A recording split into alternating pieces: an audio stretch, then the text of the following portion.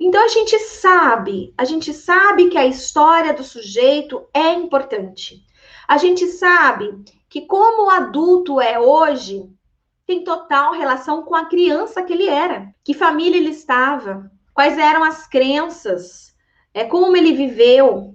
Então, psicologia do desenvolvimento, eu me lembro muito bem quando eu estava no meu primeiro ano de faculdade.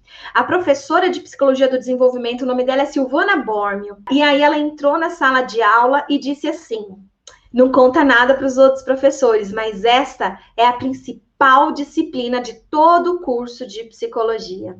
Se você não conseguir compreender a disciplina de psicologia do desenvolvimento humano, você vai ter um déficit nas outras disciplinas. Por quê? A gente lida com o homem em várias fases do desenvolvimento humano. Olá pessoal, espero que tudo bem com vocês. Aqui é a Rafaela Esquiava do Mater Online. E hoje, nós vamos conversar agora nessa live sobre a principal causa pela qual lutam os psicólogos. Qual é a principal causa que nós psicólogos lutamos? Será que você sabe? Responde aí para mim. Vamos ver se se a gente está em consonância, né? Se nós temos aí uma causa, os psicólogos, né? Não psicólogos perinatais. Qual é a principal causa dos psicólogos? Manutenção da saúde emocional, saúde mental. É isso, né? Exatamente isso. Quando a gente começa lá a fazer o curso de psicologia, uma das primeiras aulas que nós temos, lá no primeiro ano de graduação, o pessoal começou, que legal, chegou a mensagem aí. Autopercepção, acredito que uma causa seria o equilíbrio mental do ser humano, legal, saúde mental, show de bola, né? Saúde mental. É esse o ponto mesmo, né? Que veio repetidas vezes aqui nas pessoas que estão falando, mas é isso mesmo. E lá, então, no nosso primeiro ano de graduação, a gente aprende algumas coisas sobre psicologia. Entre elas, né, a gente aprende qual é o objeto de estudo do psicólogo, né?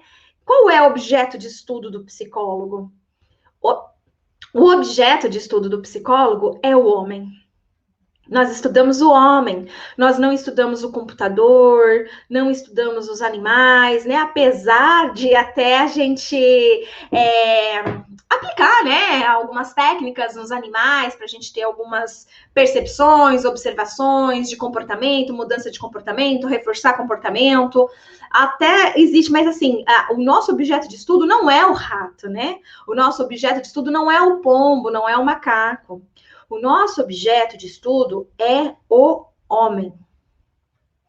E o homem, né, não biológico, né, como é para medicina, por exemplo, mas o homem da vida psíquica. E o homem da vida psíquica, a gente vai perceber que traz uma série de conflitos, uma série de histórias, né? Como a Fabíola que está falando, a gente estuda o homem de forma holística, né? Nós precisamos... e essa forma holística, ela é interessante quando ela traz aqui, tanto é que a gente estuda, né? Anatomia humana, faz parte de uma das disciplinas, né? Da maioria das universidades, das faculdades. Saber, né? Sobre anatomia humana, em outras a gente tem neurologia também, né? Saber dos aspectos realmente, né? Não só funcionais, mas estruturais, realmente, né? Do cérebro. Então, assim, a gente vai estudar o homem no social, no psicológico, no biológico, né? Então, de uma forma mais ampla e integral. O nosso foco de atuação, ele realmente né? Na saúde emocional dos sujeitos. Nós lutamos pelo bem-estar emocional dos sujeitos. E a gente faz isso em todos os lados. Se a gente é psicólogo organizacional, o psicólogo organizacional, ele visa o bem-estar dos sujeitos na organização, né? De todos os colaboradores, dos gestores. Então, é um psicólogo que está lá nas organizações, mas o objetivo dele é esse bem-estar emocional do homem, né? Se nós trabalhamos como psicólogo do esporte, né? O psicólogo do esporte, ele também visa, né, olhar aí para esse bem-estar emocional dos atletas, dos esportistas. E assim para todos os espaços, para organização, para o hospitalar, né? Para escolar, a gente olha, né, para o escolar com um olhar aí também, né, holístico. A gente não olha para o escolar em si, mas para todo o processo de escolarização, envolvendo professores, envolvendo a sociedade, né, a cultura em que aquele sujeito está inserido, os familiares, aonde aquela escola está inserida. Então, nós realmente somos os profissionais que cuidamos do bem-estar emocional das pessoas, né? Essa é uma das principais funções do psicólogo, cuidar das emoções das pessoas. E quando a gente escolhe fazer psicologia, a gente já sabe que é isso que a gente vai fazer. A gente não tem muita ideia que existe abordagens diferentes, a gente não tem muita ideia que existe vários campos de atuação diferentes, mas nós sabemos que nós queremos trabalhar para o bem-estar emocional das pessoas. Isso é algo que todos os psicólogos têm em comum. Todas as pessoas que prestaram vestibular para a psicologia, mesmo sem saber nada, né, de campo, de abordagem, de um nada, a nossa motivação, né, era justamente essa. Trabalhar com o bem-estar emocional das pessoas. Não adianta estar bem só fisicamente se a mente estiver desorganizada. Tudo desanda. A Gabi aqui está falando. Exatamente. O emocional, ele vai afetar as várias áreas, né? Do que o ser humano tem aí, que não é só emocional, é a física, é a social. Se o sujeito não estiver bem, os seus relacionamentos interpessoais também não vão estar bem. A sua atividade ocupacional também vai sofrer prejuízos, né? O seu bem-estar físico também será afetado. Então, a gente trabalha, né, de uma forma que não importa qual o campo ou qual abordagem, mas a gente trabalha pensando no bem-estar emocional dos sujeitos. Essa é a grande causa dos psicólogos. Quando a gente escolhe fazer psicologia, é isso que a gente tem em mente. E depois a gente vai aprendendo, né, sobre abordagens, campos de atuação, áreas de atuação e todo o resto. Mas a gente é movido por alguns desejos, né, quando a gente escolhe aí a graduação que nós vamos cursar. E pessoas, né, que querem aliviar as dores emocionais, que querem promover bem-estar emocional para as pessoas, geralmente, então, vão escolher curso de psicologia, tá? Aprendemos em psicologia do desenvolvimento o quanto nos anos iniciais é importante para o sujeito, né? Para o seu desenvolvimento, para o seu bem-estar psicológico. Então, assim, se nós temos essa grande causa, que é lutar pelo bem-estar emocional dos sujeitos, e quando a gente estuda psicologia do desenvolvimento humano, a gente aprende lá que os anos iniciais, né, eles são extremamente importantes, né? A gente vai aprender sobre vulnerabilidades, sobre resiliência, né, lá na disciplina de desenvolvimento humano, e a gente vai entender muito que, olha, um sujeito que nasceu em contexto de violência, sofreu violência, né? Não recebeu afeto, não recebeu carinho, isso fica marcado na história desse sujeito. E ao ficar marcado na história desse sujeito, conforme ele vai crescendo, essas coisas vão sendo reflexo. Essas crianças, elas vão tendo dificuldades de aprendizagem, dificuldades de relacionamento.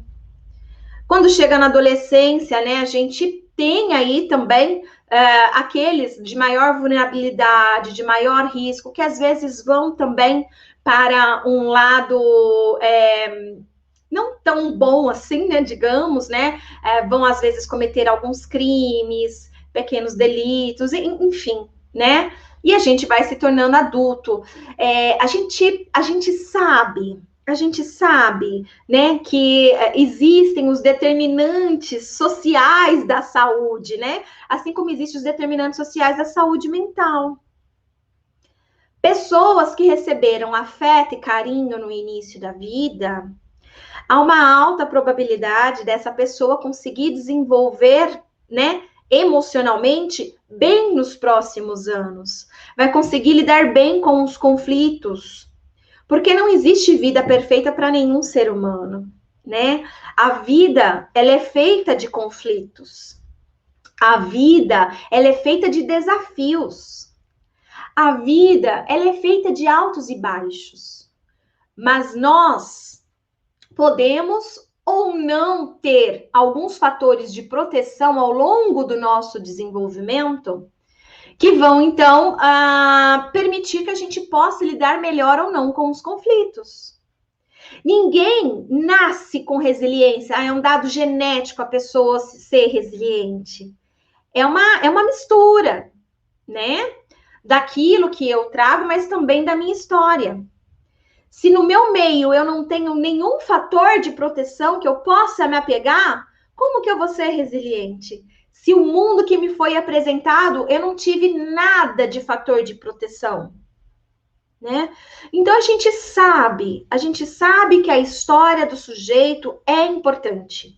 A gente sabe que como o adulto é hoje, tem total relação com a criança que ele era. Que família ele estava, né? Quais eram as crenças, como ele viveu. Então, psicologia do desenvolvimento, eu me lembro muito bem quando eu estava no meu primeiro ano de faculdade. A professora de psicologia do desenvolvimento, o nome dela é Silvana Bormio. E aí ela entrou na sala de aula e disse assim: não conta nada para os outros professores, mas esta é a principal disciplina de todo o curso de psicologia. Se você não conseguir compreender a disciplina de psicologia do desenvolvimento humano, você vai ter um déficit, né, nas outras disciplinas. Por quê? A gente lida com o homem em várias fases do desenvolvimento humano, né? A gente precisa trabalhar, né, independente do campo que a gente for atuar, independente da abordagem que a gente for escolher, com a história de vida do sujeito e que tem a ver com desenvolvimento. E aquilo ficou marcado, sabe? E eu levei a sério, ficou marcado que até hoje eu me lembro. Isso foi no ano de 2001, tá? E ficou marcado tão forte, e eu pude perceber realmente a importância da psicologia do desenvolvimento, que eu me tornei uma psicóloga do desenvolvimento humano.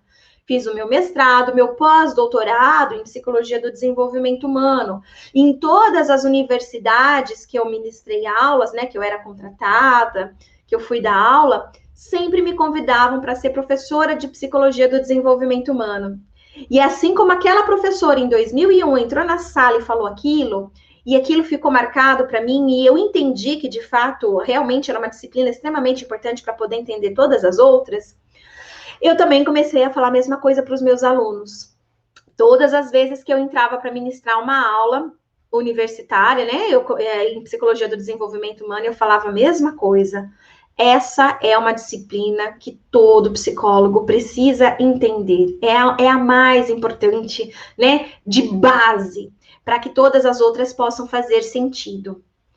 E aí, então, quando nesses primeiros anos o sujeito, então, é exposto às adversidades, a gente já sabe que as chances, né, que ele apresente problemas de ordem emocional, elas vão aumentar.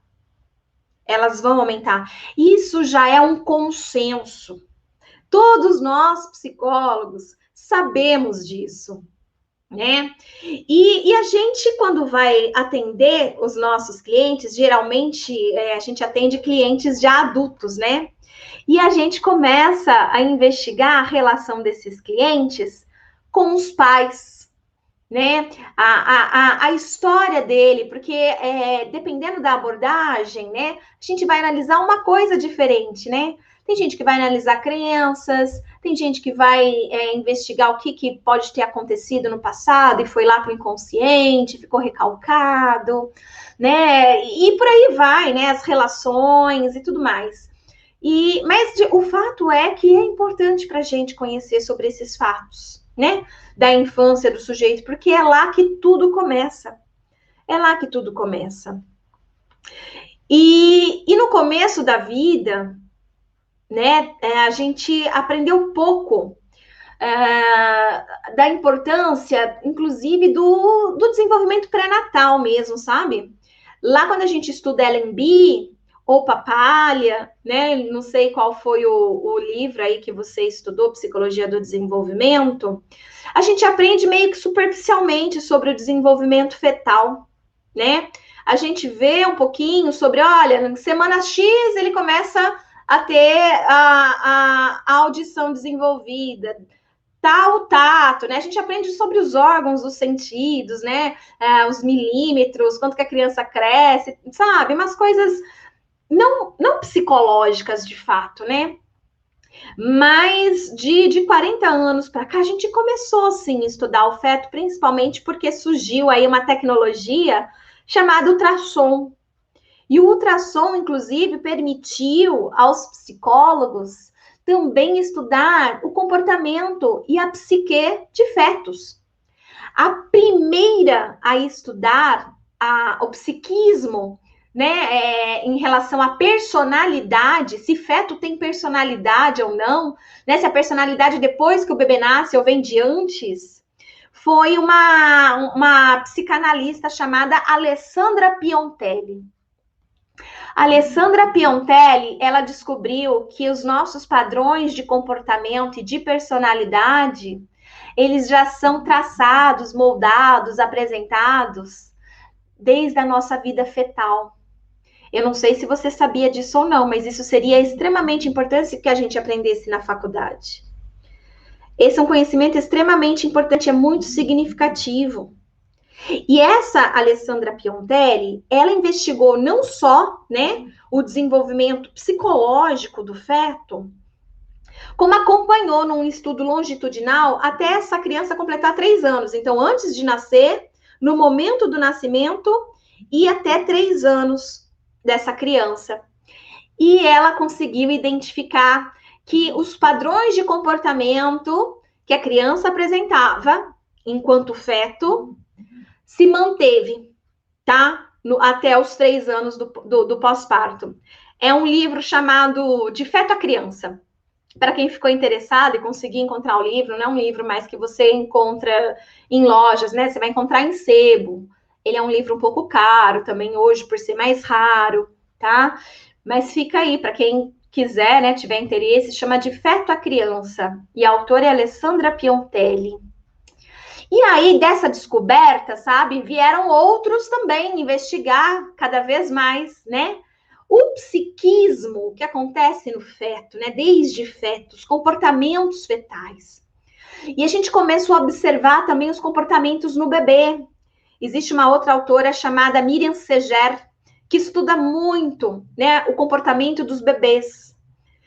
O que o corpo do bebê fala, sabe? Inclusive, é possível usar técnicas de fala com o bebê quando os bebês apresentam alguns sintomas. Então, o fato é que a gente aprendeu muito pouco, né, a respeito de fato desses primeiros anos de vida da criança, de uma vida psíquica que existe, tá? A gente ficou muito mais em observar a motricidade, a linguagem, a cognição, né? Desenvolvimento motor, autocuidados. A gente ficou focado muito mais em observar essas áreas no desenvolvimento infantil e poucos psicólogos, de fato, se atentaram que há psiquismo no bebê. Que tudo que acontece à sua volta, ele registra. E aquele registro, ele já traz um sentido marcado, inclusive pelos hormônios que são liberados no seu corpo, de angústia, de medo, de felicidade. E aquilo tudo vai ficando registrado como informação, tá? Como uma informação sensorial e emocional que aquela criança vivencia. E aí, então, a gente vai tendo o nosso desenvolvimento humano e aos próximos anos, né? E que sim, se essa criança ela foi bem recebida, teve afeto, cuidado, zelo, essa criança ela tende a ter uma boa saúde emocional ao longo da vida. Ela tende a ter mais ferramentas para lidar com os conflitos e resolver problemas. Já aquelas crianças, né, que tiveram problemas em cima de problemas, dificuldades em cima de dificuldades, né, poucos fatores de proteção, elas ficam mais vulneráveis.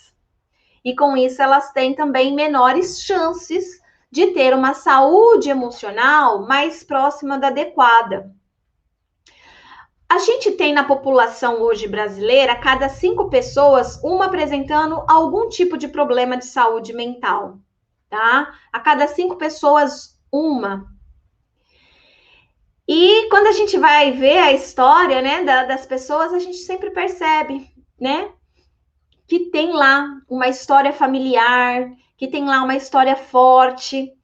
Alguns dão uma certa importância para isso, estou falando de psicólogos, né? Outros nem tanto. Outros usam apenas como um roteiro de anamnese, né? Ah, eu aprendi na faculdade que eu tenho que fazer essas perguntas, eu faço, mas fica ali e eu não sei muito bem o que fazer com aquilo. Isso acontece. Mas o fato é que fazer uma anamnese bem feita, né? Estudando, inclusive, os anos iniciais de vida desse sujeito, quando ele consegue responder, ou pelo menos que a gente consegue, né, por meio das falas dele, a gente consegue ter uma certa suspeita, né? Isso faz diferença. Então, cuidar de pessoas no início da vida é extremamente importante pela principal causa pela qual nós psicólogos lutamos, que é para o bem-estar emocional dos sujeitos, tá? Quando a gente, então, atende lá os adultos e a gente fica focado nesse passado deles, né? Investigando, a gente tenta ali ressignificar com algumas técnicas, a gente tenta trazer para eles, né, algumas ferramentas para que eles possam lidar melhor com os conflitos da vida e tudo mais. A gente tem técnicas e a gente aplica essas técnicas. Mas o fato é que quando a gente de fato consegue ajudar pessoas lá no início da vida, a coisa muda totalmente de figura, né? E aí o psicólogo, ele consegue fazer o seu verdadeiro papel, que é promover o bem-estar emocional para as pessoas e não remediar. E não remediar, né? E é possível a gente trabalhar, porque assim, tem muitas mulheres nesse período de gestação, parto e pós-parto, precisando, querendo, desejando, né, acompanhamento psicológico. Elas estão. E isso faria uma diferença incrível, incrível. Quando a gente vai estudar as alterações emocionais, a gente percebe também, né, que a depressão, por exemplo, durante a gestação, para você ter uma noção, gente, de depressão, a cada 4 grávidas, uma está apresentando depressão na gestação. É muito. 4 grávidas, uma está apresentando depressão na gestação. Isso é um número muito alto. E depois a gente se assusta quando a gente vê lá que os adultos, né? A cada 5, um está apresentando alguma alteração emocional significativa, está com problema de saúde mental. Só que a gente, naquela época, não olhava para a saúde inicial dos sujeitos, lá no comecinho da vida. Hoje, há pouquíssimo tempo, a gente está começando a despertar para essas questões. Mas ainda não é trabalhado, abordado isso com ênfase nas graduações, nos cursos, né, de pós-graduação, em outros espaços. Não é falado sobre isso. Ainda é um ponto cego na psicologia. Ainda é, tá? Se a gente não começar a olhar para o início da vida desses sujeitos, a gente vai continuar trabalhando na remediação. Na remediação, depois que os problemas já estão instalados, né? Que a pessoa ela já está apresentando transtorno disso, transtorno daquilo. E aí a nossa principal causa, que é promover o bem-estar dos sujeitos, ela fica falha. E fica falha por essa falha no sistema, né? Porque o psicólogo não sabe que pode. Porque ele não sabe que existe, que ele não sabe o que fazer. O psicólogo não sabe nada de psiquismo fetal, de desenvolvimento psíquico do bebezinho. O psicólogo pouco sabe sobre essas informações. Inclusive, causa estranhamento para psicólogo escutar que nós, psicólogos, podemos atender bebês, conversar com bebês. Causa estranhamento, inclusive. Quantos aqui, por exemplo, não estão escutando isso que eu estou falando e está causando estranhamento? A pessoa está assim, tipo, que? Oi? O que ela está falando? Quanto de estranhamento não está causando em várias pessoas que estão assistindo essa live agora? Eu tenho certeza que em vários.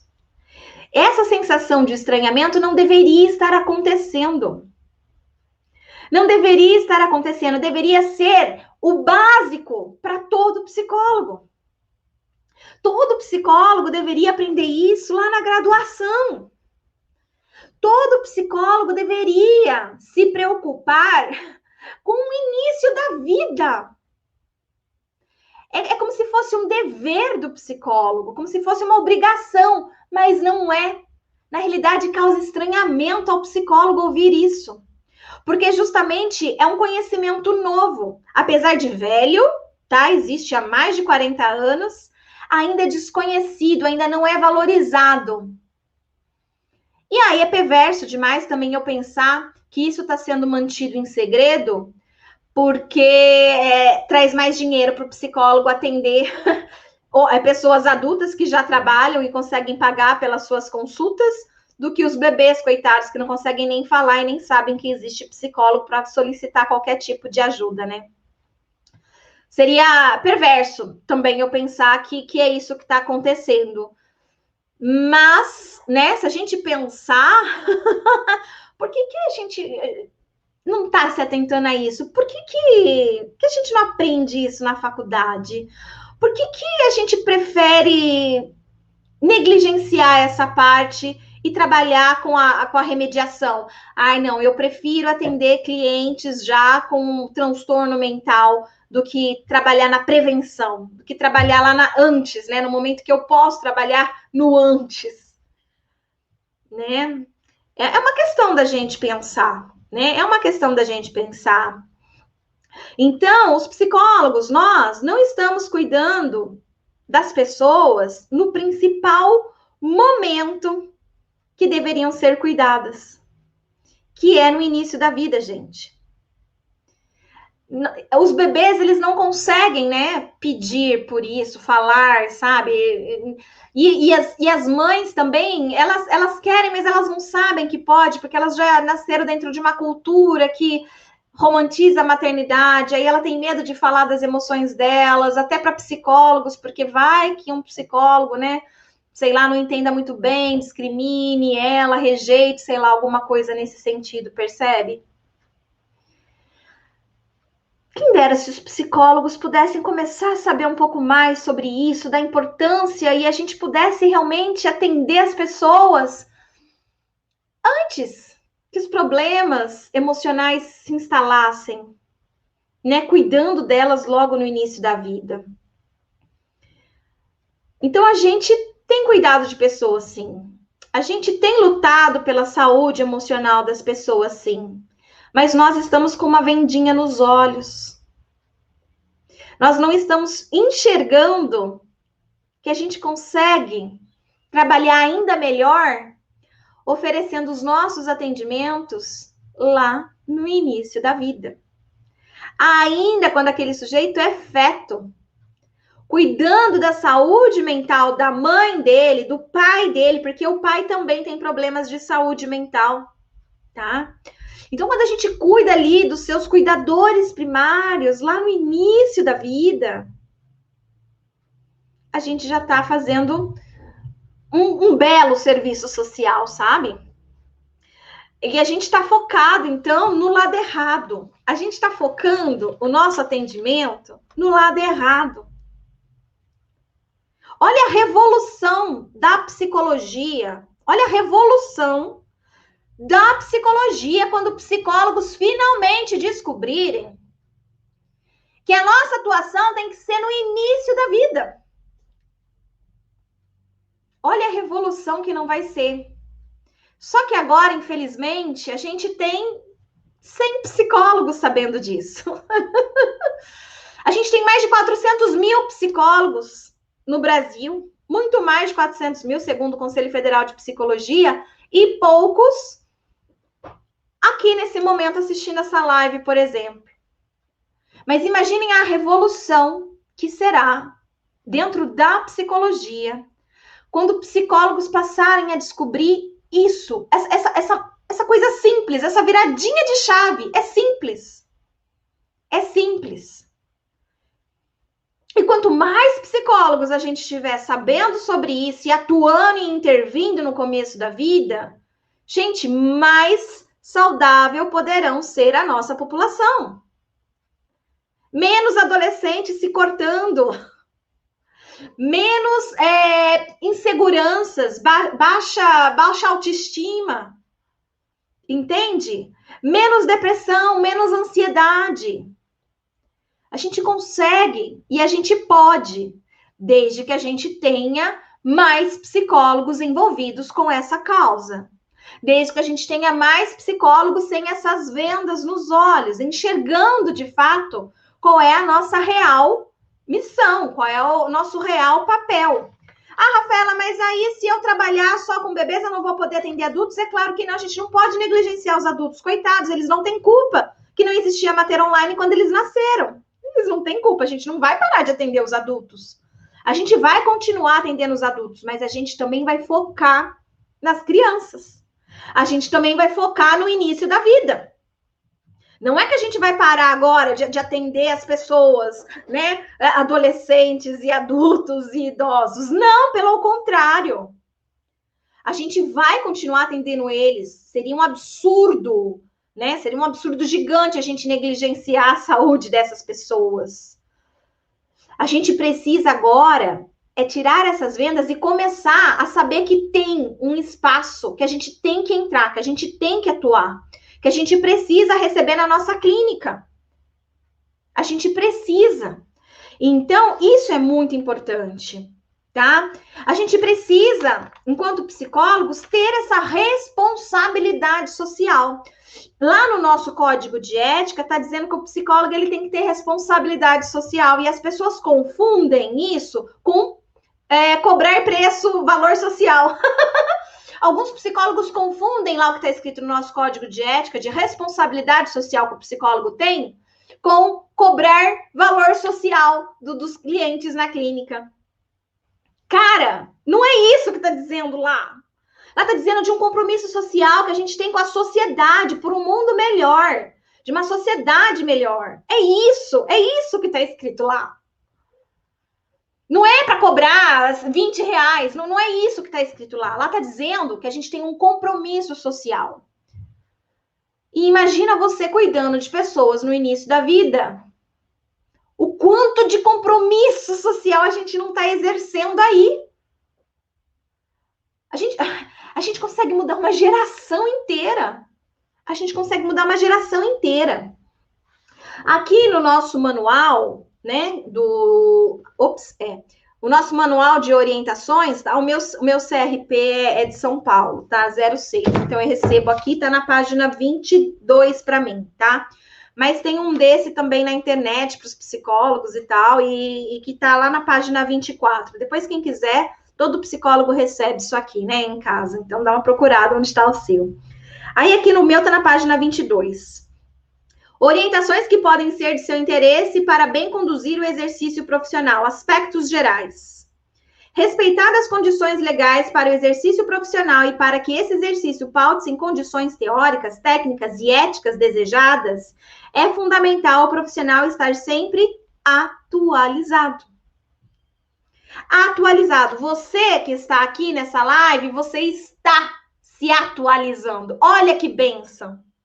Olha que bênção, parabéns, você está se atualizando. Sabe por quê? Isso aqui é conhecimento atualizado. Isso aqui é um conhecimento que não tem na graduação. São raros e muito sortudos aqueles estudantes de graduação que conseguem ter esse conhecimento que eu estou passando agora aqui para vocês.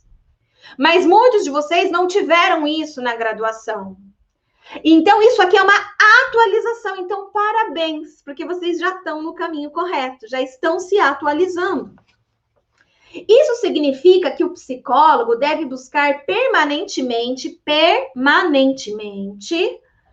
manter-se informado em nível teórico e técnico, por meio de leituras, cursos, participação em eventos, contatos com profissionais da área, supervisão e outros meios, tá?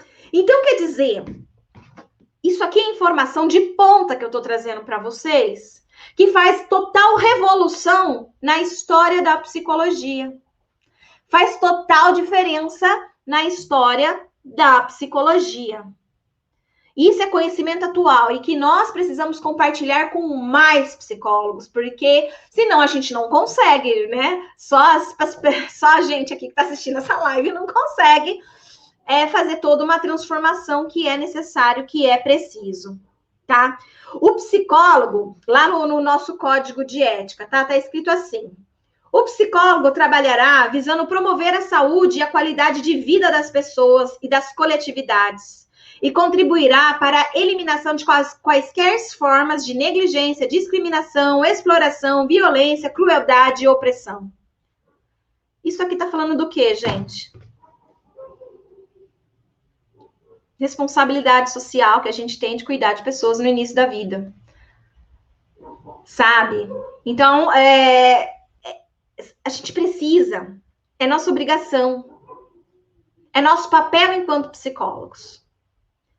Então, eu quero fechar essa maratona de lives, né, com essa reflexão sobre a principal causa pelo qual nós, psicólogos, lutamos.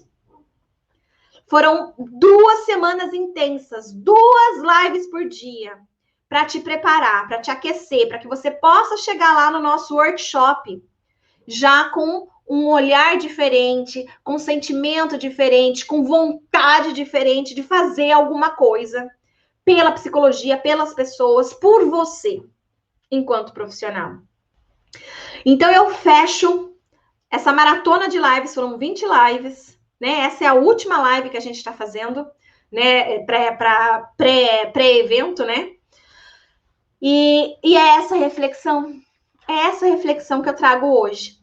Espero que tenha feito sentido, espero que tenha tocado, espero que tenha tirado vendas, espero que você tenha conseguido compreender a importância que tem esse evento da semana que vem para a profissão do psicólogo. Espero que você tenha conseguido entender que você não pode faltar de jeito nenhum nas nossas aulas da semana que vem, porque elas vão ser um divisor de águas na sua vida. Saiba disso. Tá? Essas lives, elas foram só para te aquecer. O que vai realmente ser divisor de água na sua vida é você participar do nosso workshop na semana que vem. Porque lá você vai conhecer o que é psicologia perinatal. Lá você vai conseguir ir mais a fundo e vai conseguir entender como que a gente pode atuar, o que a gente faz para a gente, de fato, transformar o mundo, mudar o mundo. Alguém precisa começar. né? Claro que várias pessoas já começaram a mudar o mundo de cada uma das suas formas. Eu sou psicóloga e eu sou psicóloga perinatal. E eu tenho um olhar, uma visão, um conhecimento que a maioria não tem. E eu preciso, como meu papel social de psicóloga, passar isso para vocês. Esse é o meu papel social. Informar outros psicólogos sobre a importância dessa área para que a gente possa, de fato, construir um mundo melhor. Ok? Então é isso aí, pessoal. Espero que vocês tenham gostado não só dessa aula, como de todas as outras que eu disponibilizei para vocês aqui durante essa semana. E eu conto com a sua presença na semana que vem para o nosso workshop introdutório de psicologia perinatal. E se você conhece outros psicólogos, convide eles para estarem também junto com você. Porque vai ser um marco na história do Brasil. Vai ser um marco. E eu quero que você esteja lá presente. E se você puder, chame mais psicólogos para estar presente com você. Porque é uma questão de luta. É uma questão da gente realmente fazer algo diferente. Porque podemos e devemos. Beijo, tchau, tchau.